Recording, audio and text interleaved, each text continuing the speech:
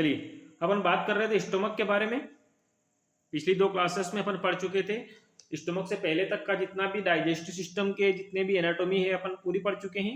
आज स्टोमक से शुरू करेंगे और स्मॉल इंटेस्टाइन तक का सब तोड़ मरोड़ कर देंगे, है ना। तो देखिए स्टोमक देख लीजिए। स्टोमक के अंदर काफी इंपोर्टेंट पॉइंट मैंने यहाँ पे मेंशन किए हैं, वो सभी गोल्डन की पॉइंट मेंशन किए हैं जो कि एग्जाम की दृष्टि से काफी इंपोर्टेंट है ना। शुरू करने से पहले एक बार फटाफट से सब क्लास को लाइक और चैनल को सब्सक्राइब कर दीजिए फटाफट से, फिर अपन आगे बढ़ते हैं। स्टोमक की लोकेशन की बात करते हैं। सबसे पहले स्टोमक की जो है लोकेशन कहाँ होती है। देखो हमने पढ़ा था कि भाई ये ईजोफेगस आता है, ये ईजोफेगस के बाद जस्ट स्टोमक आता है और स्टोमक के बाद जो है कि यहाँ से ड्यूडिनम चालू होता है और ड्यूडिनम जो है कि स्मॉल इंटेस्टाइन का फर्स्ट पार्ट होता है ना। ड्यूडिनम क्या होता है, स्मॉल इंटेस्टाइन का फर्स्ट पार्ट होता है और ये स्मॉल इंटेस्टाइन आ जाती है, ठीक है। तो कहने का मतलब क्या है कि अगर स्टोमक के लोकेशन की बात करें, स्टोमक के लोकेशन की बात करें तो स्टोमक की लोकेशन कहाँ पे होती है, ईजोफेगस, ये वाला पार्ट ईजोफेगस और स्मॉल इंटेस्टाइन दोनों के बीच में जो अंग उपस्थित होता है उसको अपन क्या नाम देते हैं, उसको नाम देते हैं अपन स्टोमक, ठीक है। अगर अपन शेप की बात करते हैं तो जो इम्पटी स्टोमक होता है, कहने का मतलब होता है कि जो भूखे पेट यानी कि खाली पेट जो स्टोमक होता है वो कौन से शेप का होता है, वो जे शेप का होता है। वो कौन से शेप का होता है, जे शेप का होता है। लेकिन वहीं पे अगर अपन फुल स्टोमक की बात करें, खाना खाने के बाद फुल स्टोमक की बात करें तो पायरिफॉर्म, गोल मटोल पायरिफॉर्म शेप का हो जाता है, ठीक है। अपन बात करते हैं कैपेसिटी की कि स्टोमक की कैपेसिटी कितनी होती है। तो स्टोमक की कैपेसिटी जो है कि वो एज के अकॉर्डिंगली अलग अलग होती है। एक बार एडल्ट से रिलेटेड एमसीक्यू पूछा गया था तो मैंने यहाँ पे सभी मेंशन कर दिया है। एडल्ट से रिलेटेड एक बार एमसीक्यू पूछा गया था तो इसलिए मैंने यहाँ पे सभी को मेंशन कर दिया है, ठीक है। अपन बात करते हैं न्यूबॉर्न की, तो न्यूबॉर्न में जो है कि 10 से लेकर के 30 ml तक स्टोमक की कैपेसिटी होती है। अगर टोडलर की बात करूँ तो 90 ml और वेरी वेरी इंपॉर्टेंट जो है कि एडल्ट की अगर मैं बात करूँ, एडल्ट की अगर मैं बात करूं तो 1500 ml स्टोमक की कैपेसिटी होती है। लेकिन शादी पार्टी में अगर ठूस ठूस के खा लिया जाए तो ये कैपेसिटी बढ़ भी सकती है, ठीक है। पीएच की बात करते हैं, स्टोमक की पीएच कितनी होती है। स्टोमक की जो पीएच होती है वो 1.5 से लेकर के 3.5 तक होती है। कहने का मतलब बहुत ही ज्यादा हाईली एसिडिक होती है। कैसी होती है, हाईली एसिडिक होती है ना। पीएच जो है कि 1.5 से लेकर के 3.5 तक होती है, जो कि क्या होती है, हाईली एसिडिक होती है। मैंने आप लोगों के लिए बहुत ही इजी नोट्स बनाए हैं।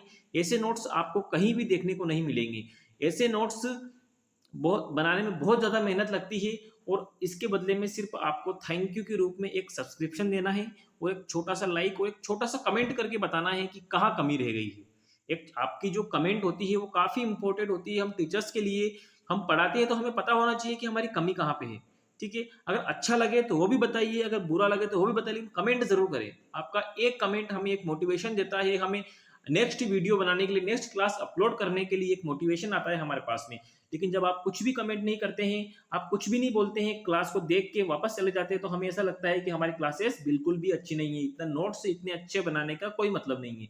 तो प्लीज आप कमेंट जरूर किया कीजिए, ठीक है। चलिए आगे देखिएगा, पार्ट ऑफ स्टोमक। स्टोमक के 4 पार्ट होते हैं। स्टोमक के कितने पार्ट होते हैं, स्टोमक के 4 पार्ट होते हैं।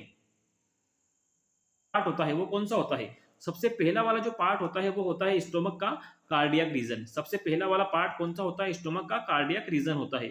उसके बाद अगर दूसरा पार्ट की बात करूं तो दूसरा पार्ट कौन सा होता है, दूसरा पार्ट होता है फंडस पार्ट। दूसरा पार्ट कौन सा होता है, दूसरा होता है फंडस पार्ट। और फंडस पार्ट जो होता है वो स्टोमक का सबसे टोपेस्ट पार्ट होता है, सबसे टोपेस्ट।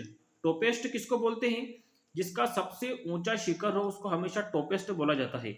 जिसका शिखर सबसे ऊंचा हो उसको टोपेस्ट बोला जाता है। और फंडस पार्ट का शिखर सबसे ऊंचा होता है। और इसके अलावा ये सबसे कर्व्ड यानी कि घुमावदार पार्ट भी यही होता है। कौन सा होता है, वो स्टोमक का फंडस वाला पार्ट होता है, ठीक है। कार्डियक रीजन वो होता है जहां पर स्टोमक और ईजोफेगस, ये वाला पार्ट जो है कि ईजोफेगस का है, ये वाला जो ईजोफेगस का लोअर पार्ट है ये। और यहां से है कि कौन कौन स्टार्ट हो रहा है, यहां से स्टोमक स्टार्ट हो रहा है। तो कार्डियक वाला रीजन वो रीजन बोल सकते हैं जहां पर ईजोफेगस और स्टोमक दोनों आपस में कनेक्ट होते हैं, ठीक है। तीसरा पार्ट आता है बॉडी कैविटी। तीसरा पार्ट कौन सा आता है, बॉडी कैविटी। बॉडी कैविटी कौन सा पार्ट होता है, वो पार्ट होता है जहां पर फूड, जहां पर क्या होता है, जो फूड होता है वो किसके साथ में मिक्स होता है, वो HCl के साथ में मिक्सअप होता है, उस वाले पार्ट को अपन क्या नाम देते हैं, बॉडी कैविटी नाम देते हैं। ठीक है। तीसरा जो पार्ट होता है, सॉरी चौथा जो पार्ट होता है वो कौन सा होता है, वो वाला पार्ट होता है पाइलोरस। वो वाला पार्ट कौन सा होता है, पाइलोरस होता है। और पाइलोरस वाला जो पार्ट होता है, पाइलोरस वाला जो पार्ट होता है वो स्टोमक का सबसे एंडिंग पार्ट होता है, स्टोमक का सबसे एंडिंग पार्ट होता है।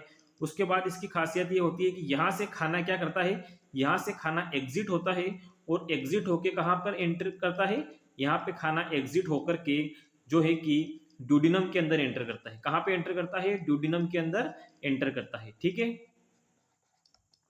देखिए स्टोमक के अंदर दो स्फिंक्टर होते हैं, एक तो ऊपर वाला स्फिंक्टर होता है जो कि ईजोफेगस का स्फिंक्टर होता है, जिसको अपन क्या बोलते हैं, लोअर ईजोफेजियल स्फिंक्टर के नाम से जानते हैं, लोअर ईजोफेजियल स्फिंक्टर के नाम से जानते हैं। और इसको एक और नाम से जानते हैं कार्डियक स्फिंक्टर, एक और नाम से जानते हैं इसको कार्डियक स्फिंक्टर, है ना। पाइलोरस वाले पार्ट में एक स्फिंक्टर पाया जाता है जिसको बोला जाता है, इस वाले जगह पे होता है, वो इस वाली जगह पे होता है, और इसको बोलते हैं पाइलोरिक स्फिंक्टर। ये कौन सा स्फिंक्टर होता है, ये होता है पाइलोरिक स्फिंक्टर। अब पाइलोरिक स्फिंक्टर का काम क्या होता है, पाइलोरिक स्फिंक्टर का काम क्या होता है, जो अनडाइजेस्टेड जो फूड स्टोमक के अंदर होता है, जो स्टोमक के अंदर अनडाइजेस्टेड फूड होता है, ये इस अनडाइजेस्टेड फूड की जो मूवमेंट होती है, अनडाइजेस्टेड फूड की जो मूवमेंट होती है ड्यूडिनम में जाने की, इसको कंट्रोल कौन करता है, इसको पाइलोरिक स्फिंक्टर के द्वारा कंट्रोल किया जाता है। ठीक है, वापस से नोट्स में आते हैं। अपन ने डायग्राम में अच्छे से समझा है कि स्टोमक के जो है कि चार पार्ट होते हैं। नंबर 1 अपन नाम दिया कार्डिया, दूसरा अपन नाम दिया फंडस, तीसरा नाम दिया अपन ने बॉडी कैविटी, और चौथा नाम दिया अपन ने पाइलोरस। ठीक है, आगे देखिएगा, नेक्स्ट नेक्स्ट देखिएगा। स्टोमक में जो है कि दो प्रकार के स्फिंक्टर पाए जाते हैं, स्टोमक में जो है कि दो प्रकार के स्फिंक्टर पाए जाते हैं। एक स्फिंक्टर स्टोमक के खुद का होता है, दूसरा होता है वो इजोफेगस का होता है ना। तो यहां पर जो स्फिंक्टर होता है कहां पे, सॉरी बाय मिस्टेक, थोड़ा जूम कर लेते हैं। देखिए यहां पर जो स्फिंक्टर होता है उसको क्या नाम देते हैं, उसको देते हैं कार्डियक स्फिंक्टर, उसको नाम देते हैं अपन कार्डियक स्फिंक्टर, कार्डियक स्फिंक्टर नाम दे देते हैं। ठीक है, यहां पर जो स्फिंक्टर होता है उसको अपन नाम दे देते हैं पाइलोरिक स्फिंक्टर, यहां पे जो स्फिंक्टर उसको नाम देते हैं अपन पाइलोरिक स्फिंक्टर।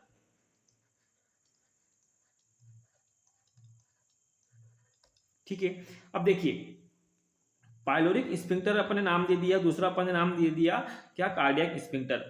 जब पाइलोरिक स्फिंक्टर, जब ये वाला जो स्फिंक्टर होता है, जब पाइलोरिक स्फिंक्टर में कोई एब्नॉर्मलिटी होती है, मान लीजिए कि कोई ठीक हो गया, जब पाइलोरिक स्फिंक्टर के अंदर कोई भी एब्नॉर्मलिटी होती है और इसका ल्यूमन थोड़ा कम हो जाता है, मान लीजिए ल्यूमन कम रह गया, इतना सा ल्यूमन रह गया, तो क्या होता है, खाना जो है कि स्टोमक से, खाना जो है कि स्टोमक से ड्यूडिनम के अंदर नहीं जा पाएगा, ड्यूडिनम के अंदर नहीं जा पाएगा, तो क्या होगा, स्टोमक के अंदर एक प्रेशर क्रिएट होगा, स्टोमक के अंदर एक प्रेशर क्रिएट होगा, और वो जो खाना रहेगा वो खाना स्टोमक में ज्यादा प्रेशर होने के कारण फोर्सफुली वोमिट के द्वारा पेशेंट के मुंह से बाहर निकलेगा, फोर्सफुली वोमिट के द्वारा पेशेंट के मुंह से बाहर निकलेगा, और उस पेशेंट के मुंह से जो बाहर निकल रहा हुआ खाना को अपन क्या बोलते हैं, प्रोजेक्टाइल वोमिटिंग बोलते हैं। क्या बोलते हैं, प्रोजेक्टाइल वोमिटिंग बोलते हैं, है ना। अब जो प्रोजेक्टाइल वोमिटिंग होती है ये पाइलोरिक स्टेनोसिस का कार्डिनल साइन होता है। किसका साइन होता है, पाइलोरिक स्टेनोसिस का,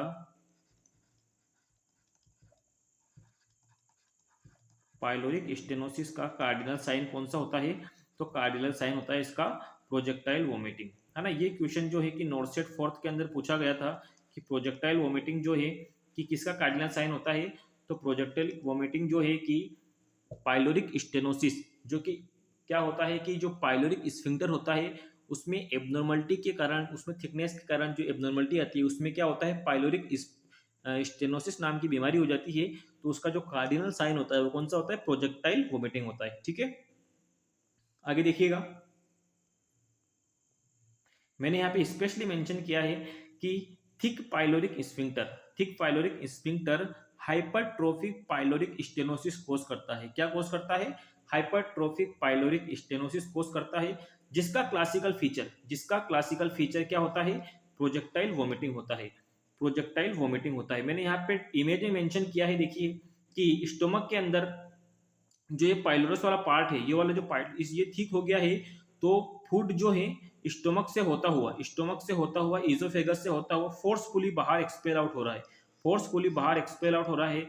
और इस एक्सपेल आउट होने को क्या बोलते हैं? प्रोजेक्टाइल वोमिटिंग बोलते हैं। क्या बोलते हैं इसको? प्रोजेक्टाइल वोमिटिंग के नाम से इसको जानते हैं। ठीक है, तो कभी भी आपको पूछा जाए कि पाइलोरिक स्टेनोसिस का कार्डिनल साइन कौन सा होता है, तो आपको इजीली जवाब देना है कि प्रोजेक्टाइल वोमिटिंग होता है। ठीक है, आगे देखिए, गैस्ट्रिक ग्लैंड के बारे में अपन डिस्कस करेंगे। गैस्ट्रिक ग्लैंड के बारे में अपन डिस्कस करेंगे। गैस्ट्रिक ग्लैंड जो होती है 3 टाइप की होती है, एक फंडी ग्लैंड होती है, दूसरी पाइलोरिक ग्लैंड होती है, और तीसरी गैस्ट्रिक ग्लैंड जो होती है 2 प्रकार की होती है। एक होती है फंडी ग्लैंड, दूसरी होती है पाइलोरिक ग्लैंड। अगर फंडी ग्लैंड की बात करें, इनकी सबसे पहले लोकेशन देखते हैं अपन। तो जो फंडी ग्लैंड होती है, फंडी ग्लैंड जो होती है वो स्टोमक के फंडस वाले पार्ट में पाई जाती है। कहाँ पे? यहाँ पे कौन सी ग्लैंड होती है? यहाँ पे फंडी ग्लैंड होती है। और फंडी ग्लैंड जो होती है वो स्टोमक के कौन से पार्ट में पाई जाती है? स्टोमक के फंडस वाले पार्ट के अंदर पाई जाती है। ठीक है, जो फंडी ग्लैंड होती है इसके अंदर 3 सेल प्रेजेंट होती है। सबसे पहली जो सेल होती है उसका नाम क्या होता है? सबसे पहली सेल का नाम होता है चीप सेल। सबसे पहली सेल का नाम क्या होता है? Chief cell. और चीप सेल का काम क्या होता है? चीप सेल का काम होता है पेप्सिनोजन और रेनिन को सिक्रेशन करना। क्या? पेप्सिनोजन और इसके साथ में किसका सिक्रेशन करती है? रेनिन का सिक्रेशन करती है। ठीक है, कौन करती है? चीप सेल करती है। उसके बाद दूसरे नंबर पर जो सेल आती है फंडी ग्लैंड के अंदर, दूसरे नंबर पर जो सेल आती है वो कौन सी होती है? पेराइटल सेल होती है। वो कौन सी सेल होती है? पेराइटल सेल होती है। और पेराइटल जो सेल होती है, इससे काफी बार इंपोर्टेंट प्रश्न पूछा गया है कि ये किसका सिक्रेशन करती है? ये पेराइटल सेल जो होती है ये इंट्रिंसिक फैक्टर का सिक्रेशन करती है। किसका करती है? इंट्रिंसिक फैक्टर का सिक्रेशन करती है। इंट्रिंसिक फैक्टर का सिक्रेशन करती है। इसके साथ में किसका सिक्रेशन करती है? इंट्रिंसिक फैक्टर के साथ में हाइड्रोक्लोरिक एसिड HCl, है ना, हाइड्रोक्लोरिक एसिड का सिक्रेशन भी करती है। इंट्रिंसिक फैक्टर जो होता है, इंट्रिंसिक फैक्टर से एग्जाम में क्वेश्चन पूछा गया था कि जो इंट्रिंसिक फैक्टर होता है इसका इंपॉर्टेंट रोल क्या होता है। तो देखिए, इंट्रिंसिक फैक्टर जो होता है वो विटामिन B12 के एब्जॉर्प्शन में मदद करता है। किसके एब्जॉर्प्शन में मदद करता है? विटामिन B12 के एब्जॉर्प्शन में मदद करता है ना। कौन करता है? एब्जॉर्प्शन में मदद इंट्रिंसिक फैक्टर करता है। कहाँ पे करता है? टर्मिनल इलियम में करता है। कहाँ पे करता है? टर्मिनल इलियम के अंदर करता है। टर्मिनल इलियम क्या है? Ending part of small intestine. Small intestine का एंडिंग पार्ट होता है। इंट्रिंसिक फैक्टर जो होता है इनका फॉर्मेशन पेराइटल सेल के द्वारा स्टोमक में हो जाता है। वहां से इंट्रिंसिक फैक्टर ट्रेवल करके कहाँ जाते हैं? ये वहां से ट्रेवल करके ये टर्मिनल इलियम के अंदर जाते हैं और वहां पर जो है कि विटामिन B12 का एब्जॉर्प्शन करवाते हैं। ठीक है, एल्कोहलिक पेशेंट के अंदर आपने देखा होगा, किसके अंदर? एल्कोहलिक जो पेशेंट होते हैं, जो एल्कोहलिक पेशेंट होते हैं उसके अंदर आपने देखा होगा कि उसमें क्या होता है, उसमें जो पेराइटल सेल होती है उसमें पेराइटल सेल क्या हो जाती है? डैमेज हो जाती है। अब पेराइटल सेल के डैमेज होने के कारण, वहां पे कौन सी स्थिति देखने को मिलती है?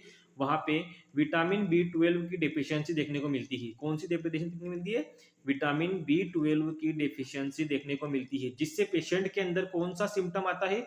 जिससे पेशेंट के अंदर ट्रिम्बलिंग का सिम्टम आता है। ट्रिम्बलिंग का सिम्टम आता है। और ये इसमें क्या होता है? आपने देखा होगा कि मरीज के इसमें हाथ पांव जूझने लगते हैं। क्या जूझने लगते हैं? हाथ पांव जूझने लगते हैं। ठीक है, तो ये अपन ने बात की है फंडिंग ग्लैंड के बारे में। फंडिंग ग्लैंड के बारे में अपन पढ़ चुके हैं। उसके बाद अपन दूसरी पढ़ेंगे पाइलोरिक ग्लैंड। दूसरी कौन सी है? Pyloric gland. पाइलोरिक ग्लैंड के बारे में मैं आपको बताना चाहूंगा कि जो पाइलोरिक ग्लैंड होती है वो स्टोमक के पाइलोरस वाले रीजन में प्रेजेंट होती है। कहाँ प्रेजेंट होती है? स्टोमक के पाइलोरस वाले रीजन में प्रेजेंट होती है। मैं एक बार आपको बता दूं, यहाँ पे टॉपिक डालिए दूसरा। ये मैंने आप लोगों के नोट्स बना रखे हैं उधर, है ना, इधर आपने लिखने की जरूरत नहीं है, उधर नोट्स बना रखे हैं, सारा उधर से कवर अप कीजिए, इधर समझ लीजिए बस, है ना। दूसरी ग्लैंड कौन सी होती है? दूसरी होती है पाइलोरिक ग्लैंड। अब पाइलोरिक ग्लैंड का मतलब क्या, मतलब इसका क्या काम होता है? इसमें पाइलोरिक ग्लैंड के अंदर जो है कि जी सेल प्रेजेंट होती है। कौन सी होती है? इसके अंदर जी सेल प्रेजेंट होती है। अब जी सेल का काम क्या होता है? जो जी सेल होती है वो क्या काम करती है? वो गेस्ट्रिन हार्मोन का सिक्रेशन करती है। कौन सा? जी सेल जो है कि गैस्ट्रिन हार्मोन का सिक्रेशन करती है, गैस्ट्रिन हार्मोन का सिक्रेशन करती है। कौन करती है? जी सेल करती है ना। और जो तीसरी जो ग्लैंड होती है, तीसरी जो ग्लैंड होती है वो कौन सी होती है? वो कार्डियक ग्लैंड होती है। तीसरी जो ग्लैंड होती है वो कौन सी होती है? वो कार्डियक ग्लैंड होती है। जो कार्डियक ग्लैंड होती है वो कहाँ पे उपस्थित होती है? कार्डियक ग्लैंड जो होती है वो कार्डियक वाले रीजन में प्रेजेंट होती है। और इसके अंदर जो है कि गोबलेट सेल होती है। कौन सी होती है? गोबलेट सेल होती है। और गोबलेट सेल का क्या काम होता है? यह म्यूकस का सिक्रेशन करती है। किसका सिक्रेशन करती है? म्यूकस का सिक्रेशन करती है। ठीक है, नोट्स में आ जाइए फटाफट। फंडी ग्लैंड जो है कि स्टोमक के फंडस वाले पार्ट में प्रेजेंट होती है। कहाँ होती है? स्टोमक के फंडस वाले पार्ट में प्रेजेंट होती है। इसमें 3 सेल होती है। इसमें 3 सेल होती है। सबसे पहली सेल कौन सी होती है? सबसे पहली सेल होती है इसमें चिप सेल। सबसे पहली सेल कौन सी होती है? चिप सेल होती है। जो क्या काम करती है? एक तो पेप्सिनोजन का सिक्रेशन करती है, दूसरा ये रेनिन का सिक्रेशन करती है। ठीक है। दूसरी सेल होती है इसमें पेराइटल सेल। और पेराइटल सेल जो होती है वो इंट्रिंसिक फैक्टर का सिक्रेशन करती है। इसके साथ में हाइड्रोक्लोरिक एसिड का सिक्रेशन करती है। जो इंट्रिंसिक फैक्टर होते हैं वो क्या काम करते हैं? Help in absorption of vitamin B 12। Vitamin B 12 का एब्जॉर्प्शन करने का काम करती है। कहाँ पे? टर्मिनल इलियम के अंदर। कहाँ पे? इलियम के अंदर जो है कि विटामिन बी 12 का एब्जॉर्प्शन करने का काम कौन करता है? इंट्रिंसिक फैक्टर के द्वारा किया जाता है। ठीक है। तीसरी जो सेल होती है वो कौन सी होती है? म्यूकस नेक सेल। म्यूकस नेक सेल का काम क्या होता है? यह म्यूकस का सिक्रेशन करती है। ठीक है। अपन ने तीनों सेल पढ़ ली। सब किसके अंदर पढ़ रहे हैं अपन? ये फंडी ग्लैंड। फंडी ग्लैंड जो होती है वो कहाँ पर होती है? स्टोमक के फंडस वाले पार्ट में होती है। फंडी ग्लैंड के अंदर 3 सेल होती है। सबसे पहले चिप सेल, दूसरी पेराइटल सेल और तीसरी म्यूकस नेक सेल। ठीक है। आगे देखिएगा, दूसरी ग्लैंड होती है पाइलोरिक ग्लैंड। दूसरी ग्लैंड कौन सी होती है? Pyloric gland. इसमें जी सेल प्रेजेंट होती है। कौन सी? इसके अंदर जो है कि जी सेल प्रेजेंट होती है। और जी सेल जो है कि गैस्ट्रिन हार्मोन का सिक्रेशन करती है। किसका सिक्रेशन करती है? गैस्ट्रिन हार्मोन का सिक्रेशन करती है। तीसरी जो ग्लैंड होती है, वेरी वेरी इंपॉर्टेंट ग्लैंड होती है कार्डियक ग्लैंड। कार्डियक ग्लैंड जो होती है वो स्टोमक के कार्डियक रीजन में प्रेजेंट होती है। कहाँ होती है? कार्डियक रीजन में प्रेजेंट होती है। और इसका मुख्य काम क्या होता है? इसके अंदर गोबलेट सेल होती है। और गोबलेट जो सेल होती है वो क्या काम करती है? म्यूकस का सिक्रेशन करने का काम करती है। ठीक है। नेक्स्ट देखिए, नेक्स्ट अपन स्मॉल इंटेस्टाइन के बारे में देखेंगे। स्मॉल इंटेस्टाइन बताने से पहले मैं चाहता हूं कि एक बार आप वीडियो को लाइक कर दीजिए फटाफट। और चैनल को सब्सक्राइब करना ना भूलें, है ना। आप ये बार बार भूल जाते हैं, इसलिए मैं याद दिला देता हूं, है ना। चलिए स्मॉल इंटेस्टाइन की बात करते हैं। सबसे पहली बात करते हैं कि ये कहाँ से स्टार्ट होती है। सबसे पहली बात करते हैं कि ये कहाँ से स्टार्ट होती है। तो देखिएगा, ये जो होती है ड्यूडिनम, ड्यूडिनम से स्टार्ट होती है। और वेरी वेरी इंपॉर्टेंट क्वेश्चन पूछा गया था कि which is the first part of small intestine. Small intestine का फर्स्ट पार्ट कौन सा होता है? जब एमसीक्यू पूछा गया था कि which is the first part of small intestine, तो राइट आंसर क्या था? Duodenum. Duodenum is the first part of small intestine. तो स्मॉल इंटेस्टाइन जो होती है वो ड्यूडिनम से स्टार्ट होती है। और कहां पर जाकर एंड होती है? Ileocaecal valve. यहाँ पर इलियोसिकल वाल्व होता है जो टर्मिनल इलियम के पोर्शन पे होता है। यहाँ पर जाकर के क्या होती है? खत्म होती है ना। स्मॉल इंटेस्टाइन जो है कि ड्यूडिनम से लेकर के स्टार्ट होती है, यानी कि यहाँ से लेकर के स्टार्ट होती है और यहाँ पर घूम फिर के कहाँ पे खत्म होती है? इलियोसिकल वॉल पे खत्म होती है। ठीक है। इसकी जो लेंथ होती है वो कितनी होती है? 6 से लेकर के 7 मीटर तक होती है। इसकी जो लेंथ होती है वो कितनी होती है? 6 से लेकर के 7 मीटर होती है। अब 6 से लेकर के 7 मीटर का आप कपड़ा लेके आइएगा, 2 आदमी के कपड़े आसानी से सिल सकते हैं। कितने? 2 आदमी के कपड़े जो हैं कि आसानी से सिल सकते हैं। किसके द्वारा? इस 6 से 7 मीटर की जो लेंथ होती है ना, तो मैं आपको जनरल बात बता रहा हूँ कि जो 6 से 7 मीटर का कपड़ा होता है इसमें 2 आदमी के कपड़े आसानी से सिल सकते हैं। ठीक है। नेक्स्ट देखिएगा, डायमीटर की अगर बात करें, अगर डायमीटर की बात करें तो कितना होता है डायमीटर? जो डायमीटर होता है, ये बार बार क्या हो जाता है, ये डायमीटर होता है वो कितना होता है? 1 इंच। 1 इंच मतलब 2.5 सेंटीमीटर, है ना।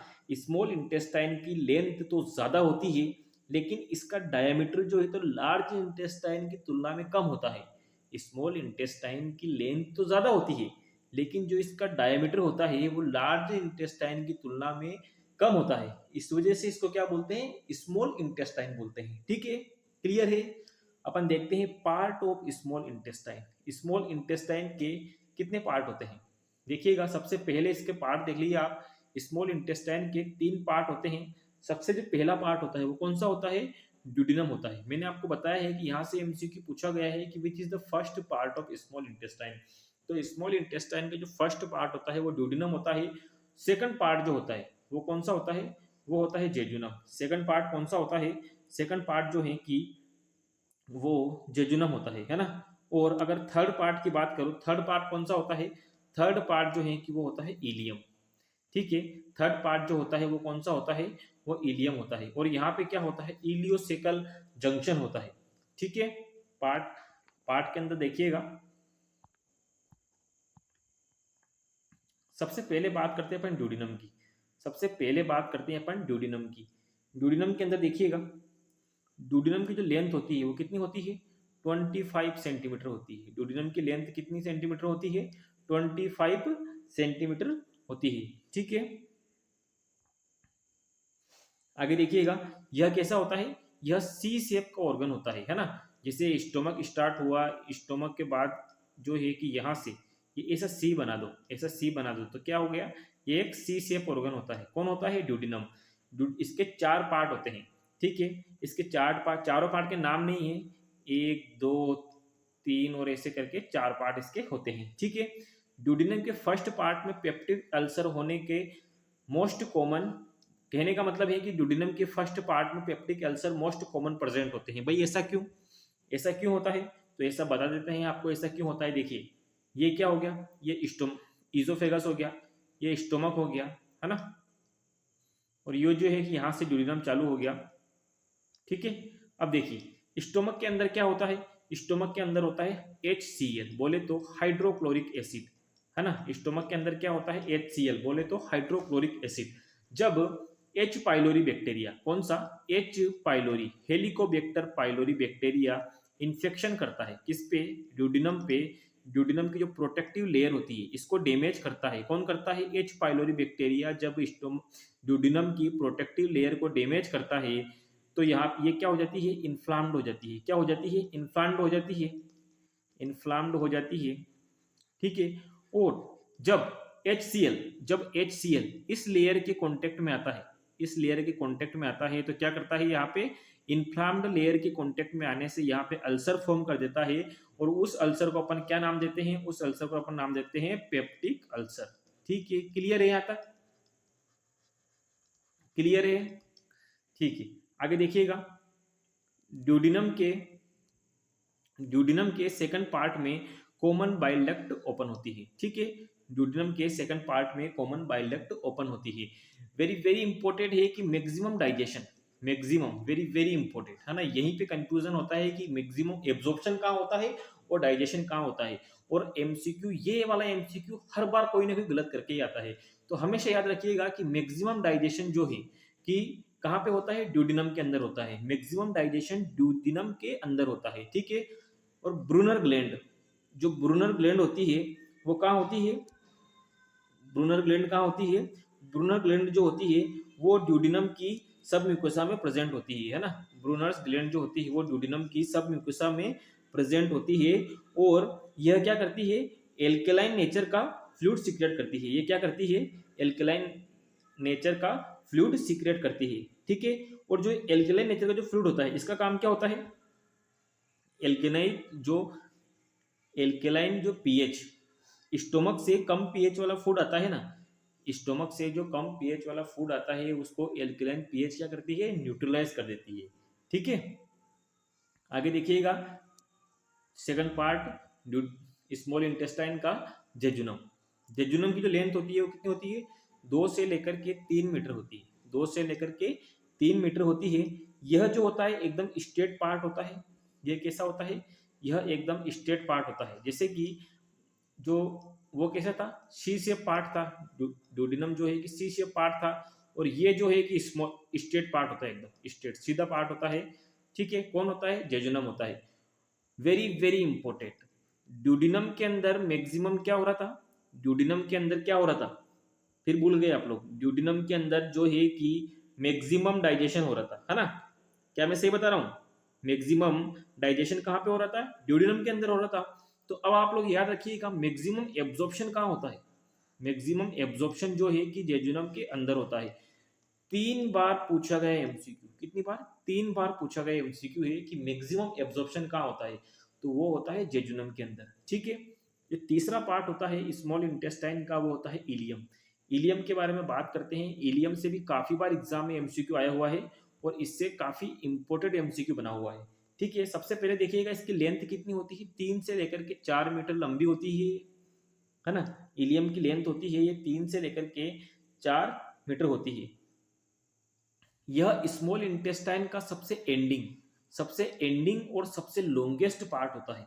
सबसे एंडिंग और सबसे लॉन्गेस्ट पार्ट कौन सा होता है स्मॉल इंटेस्टाइन के, अगर पूछा जाए तो वो होता है इलियम। ठीक है, और जो भोजन होता है ना, सबसे ज्यादा टाइम स्पेंड कहाँ करता है?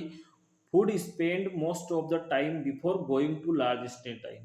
कहने का मतलब है कि भोजन सबसे ज्यादा टाइम स्पेंड जो है कि इलियम वाले पार्ट में करता है। ठीक है, अब देखिएगा, अब आती है काम की चीज कि जो पेयर पैचेस होते हैं, पेयर पैचेस जो होते हैं इलियम में प्रेजेंट होते हैं। भाई ये पेयर पैचेस क्या होते हैं? पेयर पैचेस क्या होते हैं? तो देखिएगा, जो पेयर पैचेस होते हैं वो लिम्फोइड टिश्यू का कलेक्शन होता है। किसका कलेक्शन होता है? लिम्फोइड टिश्यू का कलेक्शन होता है। लिम्फोइड टिश्यू का कलेक्शन होता है, इसका मतलब क्या है कि पेयर पैचेस जो होते हैं वो एंटीजन को पहचानने की क्षमता रखते हैं। किसको? एंटीजन को पहचानने की क्षमता रखते हैं और क्या करते हैं? इम्यून सिस्टम को एक्टिवेट करने का काम करते हैं। जैसे ही एंटीजन आया उसको पहचाना और इम्यून सिस्टम को क्या कर दिया? एक्टिवेट कर दिया। ठीक है, तो ये क्या होते हैं? लिम्फोइड टिश्यू का कलेक्शन होता है जो एंटीजन को पहचानने की क्षमता रखता है और जैसे ही एंटीजन को पहचाना इम्यून सिस्टम को एक्टिवेट कर देता है और उस इंफेक्शन एजेंट के खिलाफ बॉडी में एंटीजन एंटीबॉडी रिएक्शन चालू हो जाती है। ठीक है, आगे देखिएगा, आगे देखिएगा, वेरी वेरी इंपॉर्टेंट बात आएगी कि पेयर पैचेस जो होते हैं वो टाइफॉइड डिजीज में पेयर पैचेस, देखिए पेयर पैचेस जो होते हैं वो टाइफॉइड और पोलियो में अफेक्ट होते हैं। यहाँ तक तो ठीक है, लेकिन एक बार यहाँ से एमसीक्यू पूछा गया था कि टाइफॉइड डिजीज में पेयर पैचेस का अफेक्ट होना ओवल अल्सर कहलाता है।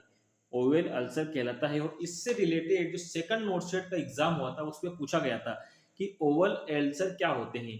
तो टाइफॉइड डिजीज में पेयर पैचेस का अफेक्ट होना ओवल अल्सर कहलाता है। ठीक है, देखिए टाइफॉइड में पेयर पैचेस में स्वेलिंग आ जाती है और यह अल्सर में बदलकर परफॉर्म्ड होने लगते हैं, जिससे बहुत सी बार ब्लीडिंग देखने को मिलती है।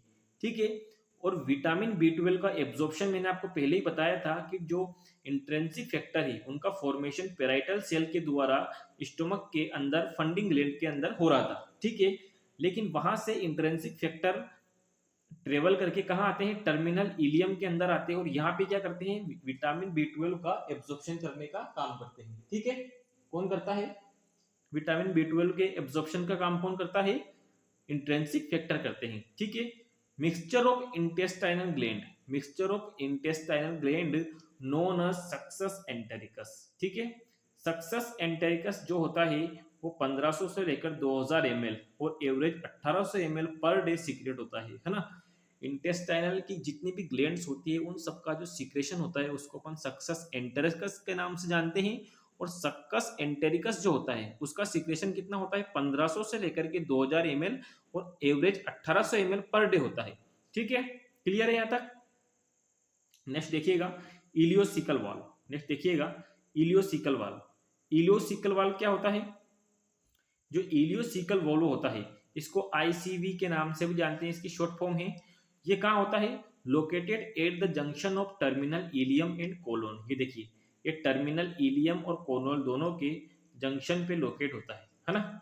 यह एक स्फिंक्टर मसल होती है। ये क्या होती है? यह एक स्फिंक्टर मसल होती है जो किसको कंट्रोल करती है? स्फिंक्टर मसल होती है जो कंट्रोल करती है, control the movement of digested food from small intestine to large intestine, control the movement of small intestine to large intestine किसका मूवमेंट को कंट्रोल करती है, भोजन के मूवमेंट को, ठीक है। अब इंटेस्टाइनल ग्लैंड को देखिएगा, इंटेस्टाइन ग्लैंड को देखिएगा आप लोग। सबसे पहले तो इन सभी ग्लैंड का जो सिक्रेशन होता है उसको अपन ने क्या बोला, सक्कस एंटेरिकस, क्या बोला अपन ने, सक्कस एंटेरिकस। और जो सक्कस एंटेरिकस होता है उसका सिक्रेशन मैंने कितना बताया है, 1800 ml एवरेज मैंने बताया है, ठीक है। ये एनक्लेक्स नर्सिंग एकेडमी में सारा डाटा जो है कि एनक्लेक्स की बुक से लिया जाता है, ठीक है। इंटेस्टाइनल ग्लैंड्स की बात करते हैं तो इसमें सबसे पहले गोबलेट सेल देखिए, यह म्यूकस का सिक्रेशन करती है। दूसरी होती है पेनिस सेल, यह एंटेरोकाइनेस का सिक्रेशन करती है। तीसरा होता है अर्जेंटाफिन सेल, यह सेक्रेटिन का सिक्रेशन करती है। और चौथी होती है आई सेल, ये किसका सिक्रेशन करती है, कोलिसिस्टोकाइनिन का सिक्रेशन करती है, ठीक है। Thank you so much.